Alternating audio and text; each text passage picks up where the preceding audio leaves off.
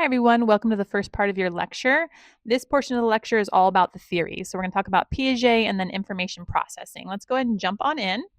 The first thing we know about Piaget is that children in early childhood are in the pre-operational stage, right? So now we're moving out of the pre-operational stage into the concrete operational stage. What does that even mean? What that means is that children are more logical in their thinking, they're able to be more flexible in their thinking, and they are able to organize information better. And that's something we'll also see in the information processing theory. So we know in early childhood, there's an issue with centration and irreversibility. Centration being this idea that they're only able to focus on one element of something, right? So when they transform the Play-Doh by rolling it into a snake when it was initially a blob, children think, oh, it looks different because I'm only attending to how it looks. And that's the problem. There's also a problem with reversibility, being able to think about what it looked like before, right? Understanding that's the same amount of Play-Doh because we can think back to what it looked like before. Well, when we get into the concrete operational stage, both of these things are no longer an issue. Now we are really being able to do what we call decentration and reversibility, being able to think about multiple aspects of an item or an issue, and also being able to think back to what it was before. Okay, so both of those things make our thinking more logical and more flexible. When we look at other progressions we see according to Piaget, we also have a better hierarchy of classification. So if we think back to the cognitive lecture on early childhood, and remember that question he asked around what is more? Do we have more animals or do we have more green animals? And children in early childhood would often say green animals. In mid-childhood, this stops. They're able to say, you have more animals. So he would argue they had better understanding of classification.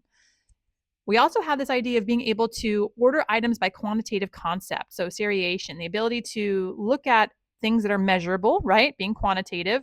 So weight, area, length, all of those pieces you could order at this age. You would understand, oh, this is heavier, it goes last, this is lighter, it goes first. And you're able to do that from multiple things, 4 or 5 at least.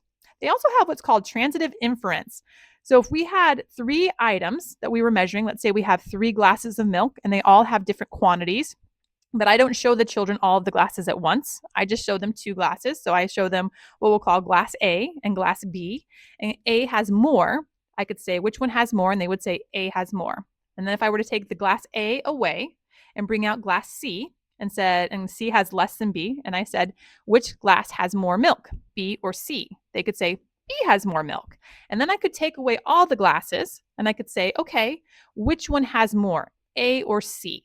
And they would say A has more because they don't need to be able to see it to understand that if A has more than B and B has more than C, then A must have more than C. They can do that in their mental capacity. They don't have to see it happen anymore.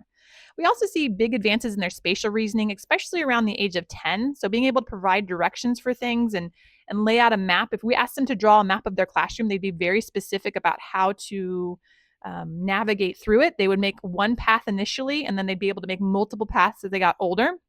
The ratios of the items in the classroom would also advance. So initially you might see in early childhood just kind of some basic drawings, but as you progress through mid-childhood, you'd see more specific drawings of a map of the classroom, and then you would see better ratios. So you would see a desk that was the same ratio, that would be on the same ratio as maybe a chair in the room. You know, one wouldn't be larger than the other. They would be appropriate ratios to actually what you would see in the classroom. And then around age 10, we also see them be able to develop this ability to give directions with left and right. So when you get here, you go left. When you get there, you go right. So that's kind of exciting. All right, when we think about conservation and this idea of how it develops, it doesn't happen all at once. So thinking back to our number experiment that we did in the pre-operational stage and the concrete operational stage, where we had those dots or pennies lined up, and then we squished them together and said, do they have the same amount? In the pre-operational stage, children said no, because they were only paying attention to what it looked like, so they thought it looks smaller.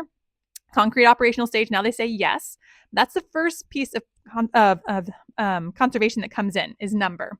And then after that, children develop typically the liquid, length, and mass. After that comes weight. So not all areas of conservation develop at once. It's a progression. Okay?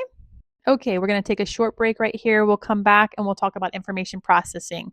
Thanks for hanging in there with me.